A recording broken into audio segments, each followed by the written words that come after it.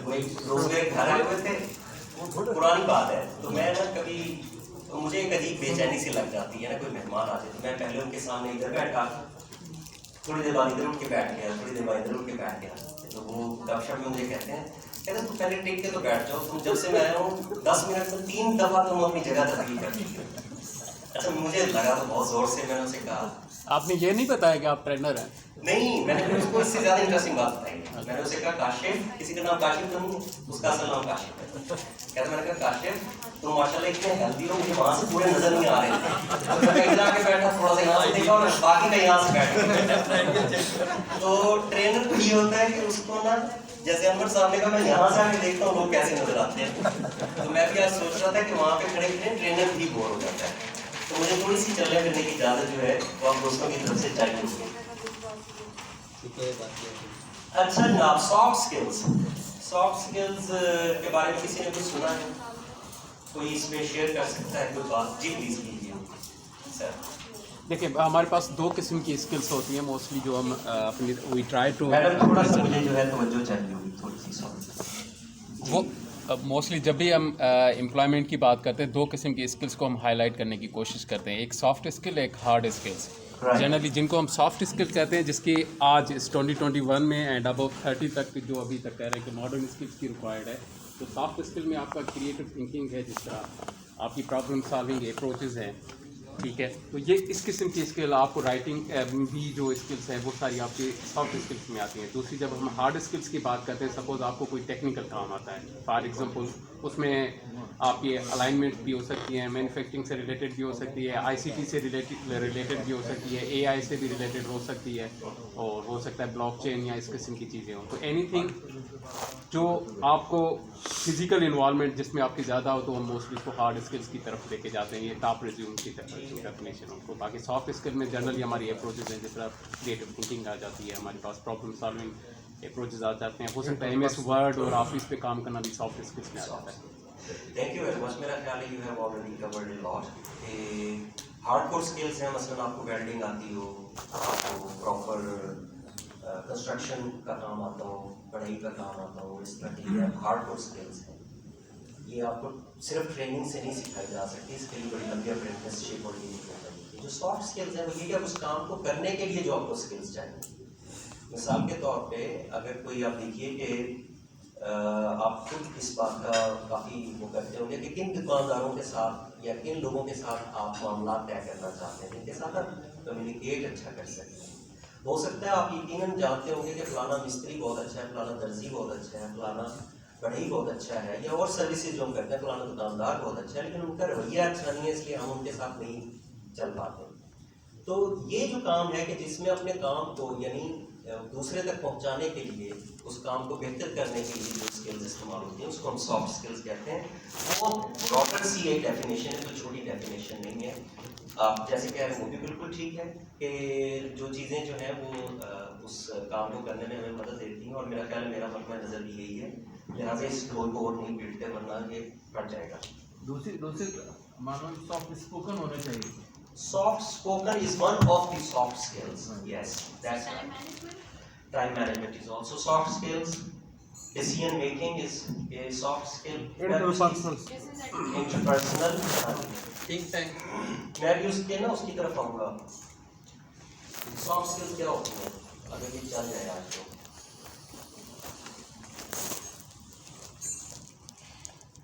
ले जनाब, यही तीनों बातें जो भी हम कर रहे हैं उसमें सॉफ्ट स्किल्स जो है इंटरपर्सनल स्किल्स हैं, जिसे हम रोज इस्तेमाल करते हैं।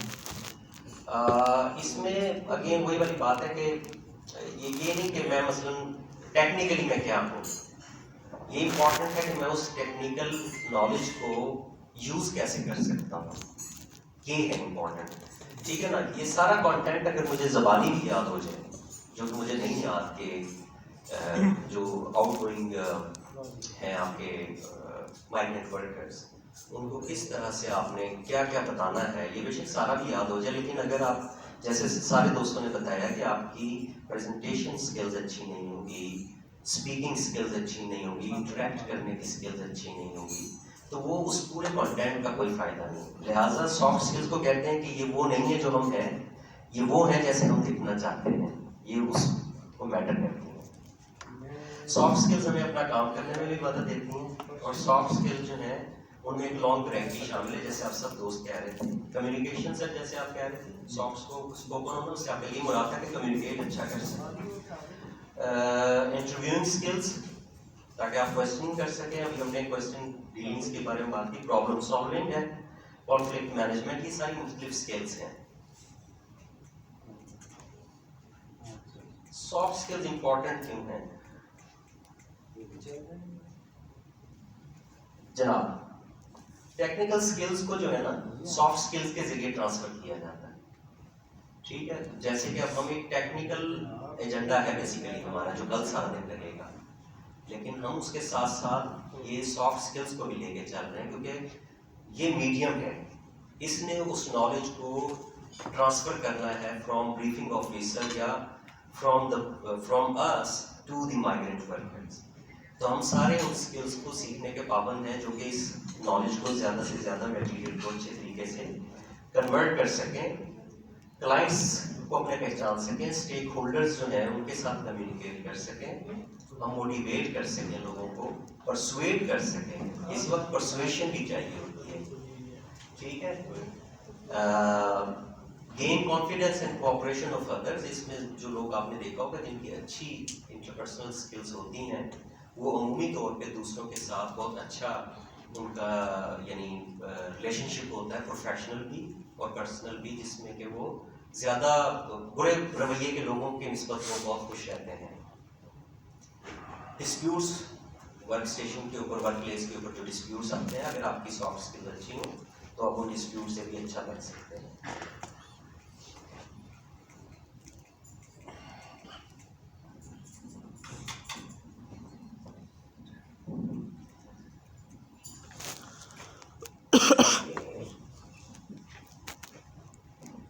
इनमें से कुछ कम्युनिकेशन स्किल्स की बात करेंगे थोड़ी सी।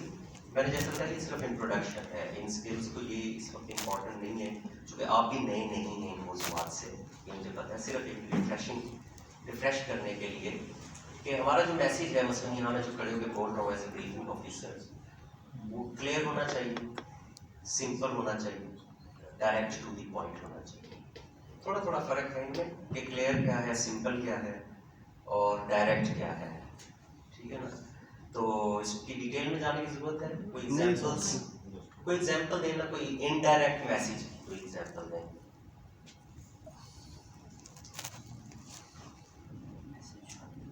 इनडायरेक्ट मैसेज की कोई एग्जांपल दें। जिस तरह सांस अपनी बेटी को कहती है। मैं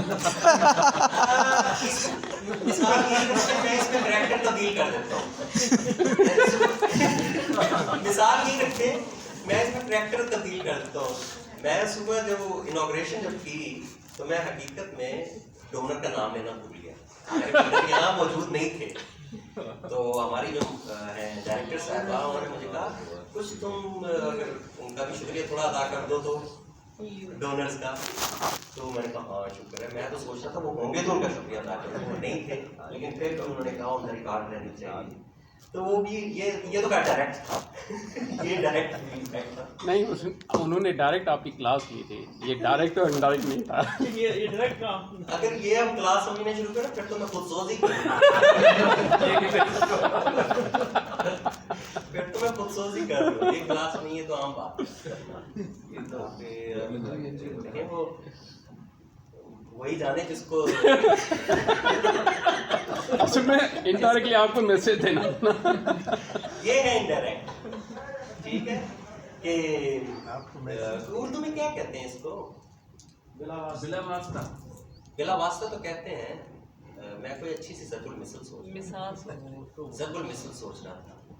दूसरे कंधे पे रख के बंदूक चलाना। इनडायरेक्ट तो ये खैर ये ज़र्बुल मिसल है, चलो मुझे याद आ जाएगी, कोई बात नहीं। अच्छा जनाब, सिंपल का मतलब आप समझ गए हैं कि छोटे छोटे फिक्रे, छोटी छोटी बात, एक एक पीस टुकड़ा करके, जाहिर है अगर हम उनके सामने अपनी फसाहत और बलागत शुरू कर देंगे, सादा लैंग्वेज में, जी सादा ज़बान में, तो सादा ज़बान का भी एक लतीफ़ा सुना था। वो ये है ना अपने अताउल कासमी साहब ने ये लतीफ़ा लिखा। वो भी ह्यूमरिस्ट हैं। आई बिलीव कि सब लोग जानते हैं, तो हम लोग ड्रामे लिखते हैं, अखबार में लिखते हैं। उन्होंने कहा कि मैंने एक दोस्त से पूछा, भाई तुम्हारे जो शागिर्द हैं जो मुझसे बहुत मुतासिर होते हैं, मेरे जानने वाले भी इतने मुतासिर हुए थे, क्या राज है इसका? तो वो प्रोफेसर हैं कॉलेज में, कहते मेरे दोस्त ना, तो कहते वो मैंने उनसे जब पूछा तो उन्होंने कहा भाई मैं बहुत सादा और सलीस ज़बान में उनको समझाता हूँ जिससे बात उनकी समझ में आ जाती है, और वो मेरे बहुत मुतक़िद हैं। उनका ठीक है। अब ये वो खुद लतीफ़ा लिख रहे हैं कि मैं उनसे मिलने कॉलेज चला गया, और जब मैं दरवाजे के पास पहुंचा तो उनकी और शागिर्दों की तरफ गुफ्तगू सुनिए क्या हो रही है। तो वो उन्होंने लफ्ज़ इस्तेमाल किया उस्ताद मोहतरम ने, प्रोफेसर साहब ने, कि भाई फलाने वाक़े के ऊपर जो है ना वो बहुत ही उन्होंने हरफ़े तासुब का इजहार किया। तो वो ना किसी बच्चे ने मेरी तरफ से पूछा, उसने कहा सर ये हरफ़े तासुब का इजहार करना क्या होता है? कहते हैं तुम्हें पता ही नहीं है, इसका मतलब होता है कफ़े अफसोस मलना। ठीक है ना, उन्होंने कहा इसका मतलब होता है कफ़े अफसोस मलना। तो इस तरह की अगर सलीस लैंग्वेज उनने उनके साथ रिव्यू की जो हमारे बेचारे ऑडियंस हैं वो करेंगे तो यकीनी तौर पे उनको इसकी समझ नहीं आएगी। तो उनका ये राइट है कि हम उनके साथ उनकी सलीस और सादा ज़बान के अंदर गुफ्तगू करें। Clear? Coherent by not being in conflict और कंट्राडिक्शन। देखिए कोहेरेंस क्या होती है? कोहेरेंस ये होती है कि मैं जब आपको ये असाइनमेंट यानी तफवीज़ कर रहा था, एलोकेट कर रहा था, उस वक्त नदीम साहब ने ये पॉइंट आउट किया कि ये पूरे का पूरा एक कोहेरेंट साइकिल है। जो आप देख रहे हैं ना, तो इसके 5 सेक्शंस हैं ABCD तक जाके, और ये एक पूरा सेक्शन प्लान करने के 4 मेजर मदारिज हैं, स्टेजेस हैं, एक साइकिल है पूरे का पूरा, और लर्निंग से होकर फिर वापस आप उधर ही चले जाते हैं अगली दफा की टीचिंग के अंदर। तो कोहेरेंस ये है कि अपनी मालूमात को एक दूसरे के साथ कोहेरेंट रखें। यानी जब रेमिटेंसेस की गुफ्तगू हो रही तो रेमिटेंसेस की गुफ्तगू हो, जब उनके हुकूक की बात हो रही तो हुकूक की बात हो, जब उनसे उनके रिस्पॉन्सिबिलिटीज़ की बात हो रही है तो रिस्पॉन्सिबिलिटी की बात हो, जब कोविड की बात हो रही है तो फिर कोविड की बात हो। अच्छा जनाब, कन्विंसिंग होना चाहिए मैसेज। अब ये बहुत मुश्किल है, मुझे इसका इतना नहीं अंदाज़ा कि ये आप लोगों ने इस पर ज़्यादा गुफ्तगू की है कि किस तरह से कन्विंसिंग होना है अपनी ऑडियंस के लिए। तो जो पिछला पूरा सेशन था आपका उस पर मेरा ख्याल you have said already too much, I do not have anything new to add to this. Transparent होना चाहिए by making it possible for messages and intentions to be understandable as they envisage. ये बड़ा एक important है, और मैं आपकी सोच रहा था इसकी क्या एग्जाम्पल हो सकती है कि हम ट्रांसपेरेंसी, मिसाल के तौर पे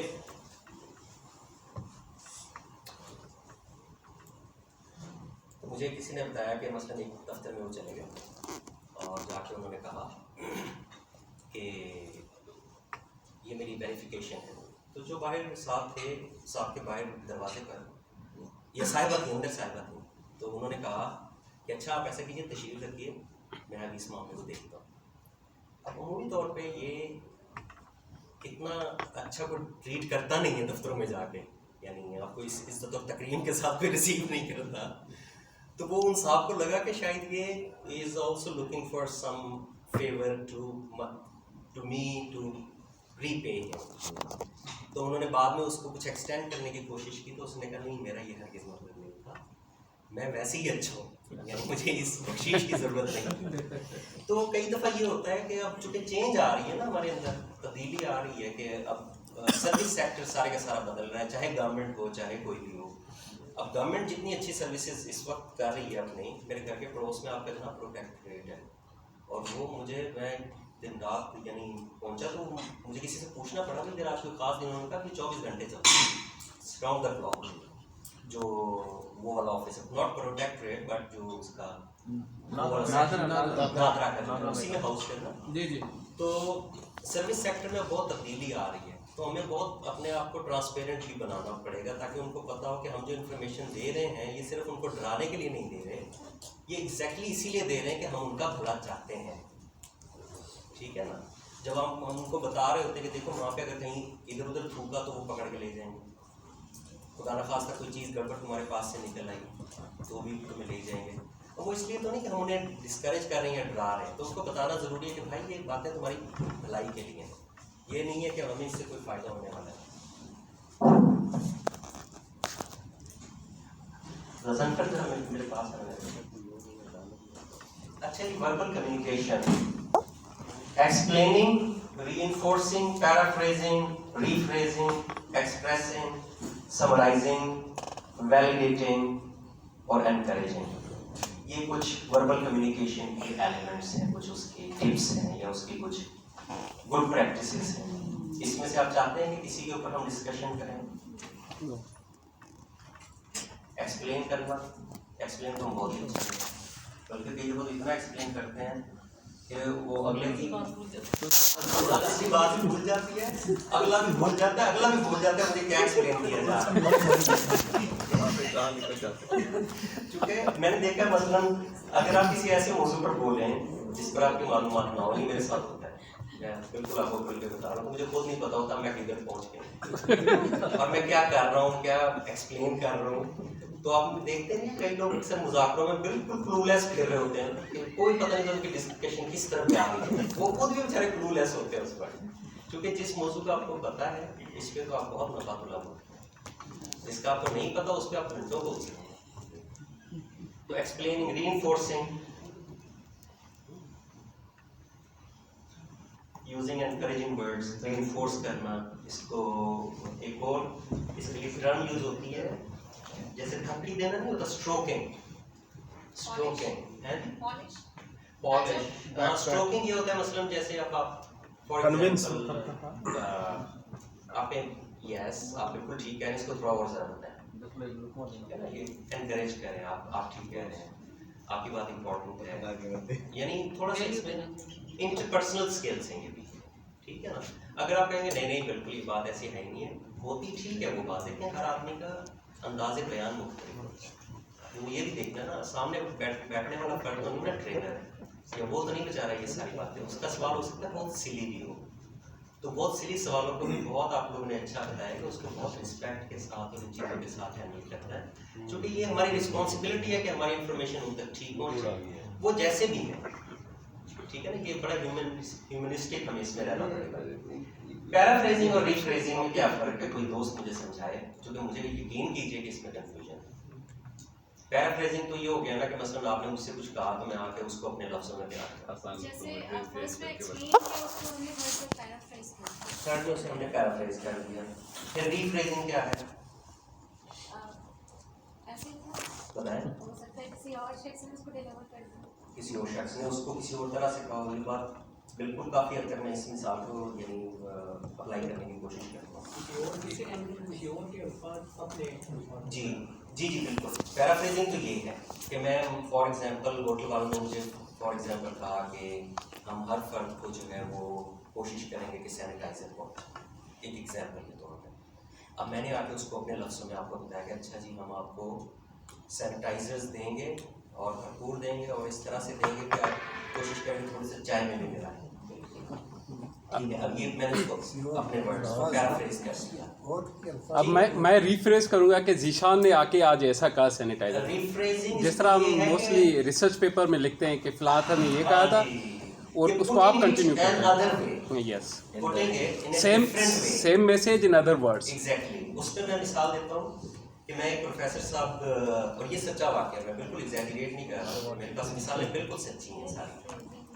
तो उनके पास गया और उन्होंने मुझे काफ़ी देर में मेरे साइनॉप्सिस के ऊपर तनकीद की, तो मैंने उनसे पूछा अच्छा आप दूसरे लफ्ज़ों में ये कह रहे हैं कि मैं इस्लामिक इकनॉमिक्स के अकाउंटिंग इश्यूज़ के ऊपर थीसिस ना करूँ, रिसर्च ना करूँ, तो उन्होंने कहा नहीं मैं पहले लफ्ज़ों में यही कह रहा हूँ, दूसरे में नहीं। मैंने तो पैराफ्रेज किया ना, मैंने कहा गोया कि आप ये कह रहे हैं सर कि मैं इस मौजू के ऊपर रिसर्च ना करूँ, तो उन्होंने कहा नहीं मैं पहले लफ्ज़ों में यही कह रहा हूँ। जनाब जैसे शीर साहब मुझे कह रहे हैं कि बात करें थक गए, हाँ शीर साहब जो कह रहे हैं वैसे इनडायरेक्ट मैसेज, ये इनडायरेक्ट मैसेज है, putting it in another way, मैं बस इसको खत्म कर 6 मिनट लेट हो चुके हैं, बस देखना नाम सॉरी, तो मगरिब हो गई। अरे मगरिब अभी नहीं हुई, मगरिब यहाँ पर 5 मिनट इस्लामाबाद की शाम चली गई है, 30 मिनट पे होती नहीं, शाम अभी जवान है। एक्सप्रेसिंग, समराइजिंग, वैलिडेटिंग, एनकरेजिंग, इसमें से अगर आपको किसी चीज़ की समझ ना आए तो मुझसे पूछ लीजिएगा, आगे चलोगे या आपस में किसी से पूछ लीजिएगा, आगे लगाओ ना, कोई भी बटन दबाओ। यस, नॉन वर्बल कम्युनिकेशन में facial facial expression, body movements and postures और जेस्चर्स, ये बहुत इंपॉर्टेंट है। फेशियल एक्सप्रेशन और बॉडी मूवमेंट्स, इस पे कोई मेरा नहीं ख्याल कि कोई तबसरा मज़ीद करने की जरूरत है, आप इसको बहुत अच्छे से समझते हैं, आपने भी फेशियल एक्सप्रेशन में हम पोकर फेस ही बना दें तो अगर पोकर फेस बना दें। पोकर फेस क्या होता है मुझे, हाँ वो है। अब देखिए आप जितने भी नाखुश हो, लेकिन हम बात सुन रहे हैं, पब्लिक की बात सुन रहे हैं, लेकिन एक्सप्रेशन नहीं दे रहे। एक्सप्रेशन ऐसे नहीं कर सकते, एग्जैक्टली बिल्कुल स्टैंड स्टिल।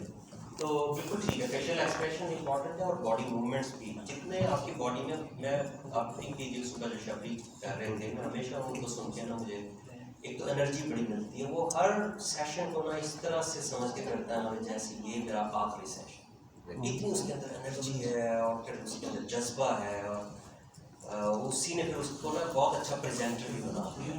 तो वेरी गुड। तो उसमें उसकी देखिए ना बॉडी मूवमेंट्स और पोस्चर्स और फेशियल एक्सप्रेशंस कितने मैटर करते हैं। अगर यही आप सुनते हैं ना सिर्फ, तो सुन के शायद आप इतना इंगेज ना हो पाते, लेकिन उसको देखने से भी बड़ा इंगेज होते हैं। और ये एक एग्जाम्पल है, हमारे पास और एग्जाम्पल नहीं है और यहाँ भी मौजूद है, और हमारी खुशकिस्मती देखिए कि हमारे पास अच्छी एग्जाम्पल्स इस कमरे में भी मौजूद है। जेस्चर्स बड़ा मामला जो है ना, वो यूरोप में ज़रा ज़्यादा है, यहाँ हमारे यहाँ भी है। मसलन हमारे यहाँ कोई ख़ास ज़रूरी नहीं है कि आप दूसरों से 6 फुट दूर से ही बात करें।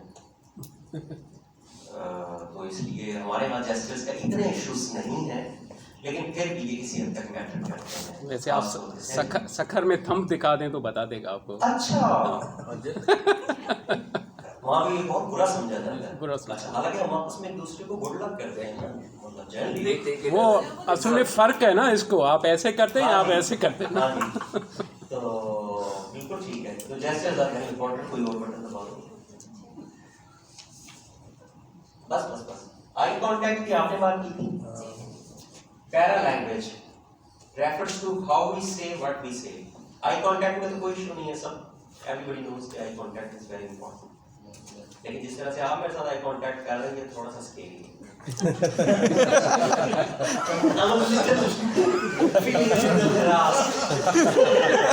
इसका बंदा बाहर खड़ा है इसलिए मैं आपको कुछ वो तो बाय डिफॉल्ट है। क्या बात है, क्या कह रहे हैं? He is not from Karachi.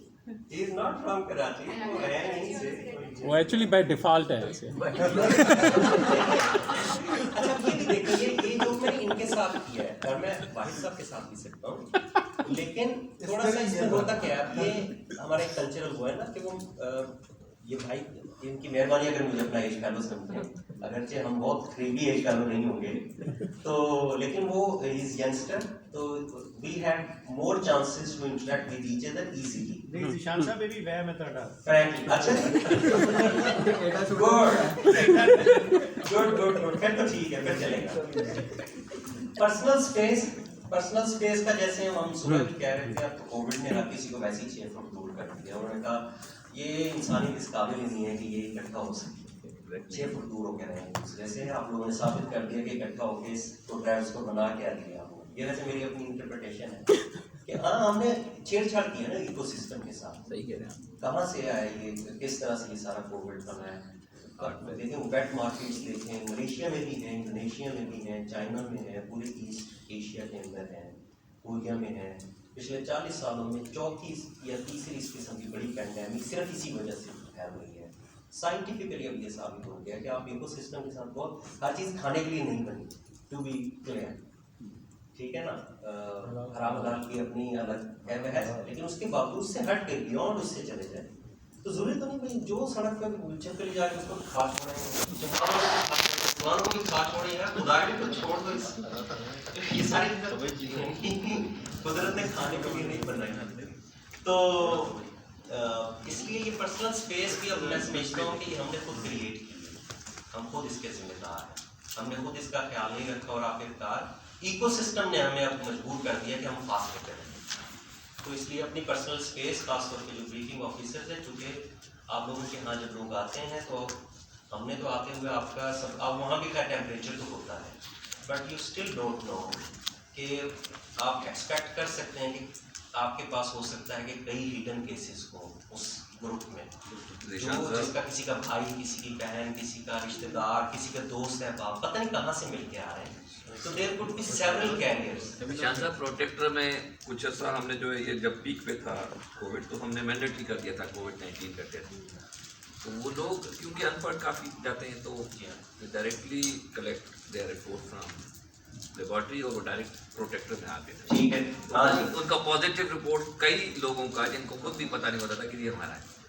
और उसमें पिछले दिनों की ये हैजर्ड रहा है कि खुदा न खास्ता अगर आपको कोई और वजह से अस्पताल या उसमें जाना पड़ गया है, यानी ज़रूरी नहीं कि आप कोविड टेस्ट के लिए गए, आप लेबॉर्ट्री गए या हॉस्पिटल गए, तो हॉस्पिटल और लेबॉर्ट्रियाँ तो भरी पड़ी हैं कोविड वाले टेस्ट के लोगों से, तो आपको नहीं पता कि किधर किधर कौन कौन कह रहा है। तो इसलिए आजकल तो पर्सनल स्पेस बहुत ज़्यादा हुई है। आप लोग वैसे बड़ी यकीन कीजिए, मैं जो मैंने देखा है, आप लोग बहुत कुर्बानी देते हैं, इतनी कुर्बानी ना दें, इसको ऑर्गेनाइज कर लें कि रोज़ कुछ लोग आ जाए करें, लेकिन जरूरी नहीं कि एक ही हॉल में रोज़ाना खास लोगों को भर के करें, प्लीज़ ऐसे मत करें। ये मैं आपकी मोहब्बत में कह रहा हूँ। अनअवॉइडेबल है, पब्लिक रैश हो जाती है, हम कर नहीं सकते। अच्छा, तो जितने उस दिन आ गए उतने वी हैव टू अटेंड, और फिर just we are supposed to attend, जब और एक टाइम करना है, हर सूरत तुमको अटेंड करना है। अच्छा, तो फैसिलिटेट करना है बुला फिर बलूचिस्तान के लोग आए तो फिर मैं आपको मानूं कि उनको हाँ, फिर ये वापस ठीक है। करना। नहीं, मुझे पता है इस बात का, आप ठीक कह रहे हैं कि लोग जब दूर से आते हैं तो फिर आप उन्हें यानी और वीज़ा लगने के बाद आप करते हैं। वीजा लगने के बाद same day sir. Same day Same day entertain करना process है। ऑर्डिनेंस के मुताबिक। सर उनको 1 घंटे का भी बोले ना, जाहिर है चिढ़ जाते हैं। नहीं, मुश्किल है।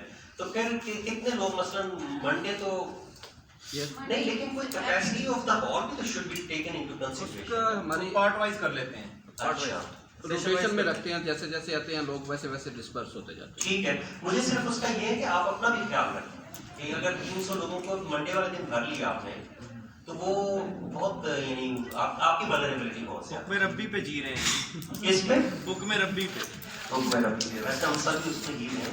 चलें, अच्छा जनाब, ग्रुप्स बन गए हैं आप लोगों के, सब लोगों के। आप सब लोगों का बहुत शुक्रिया कि अच्छे लेवल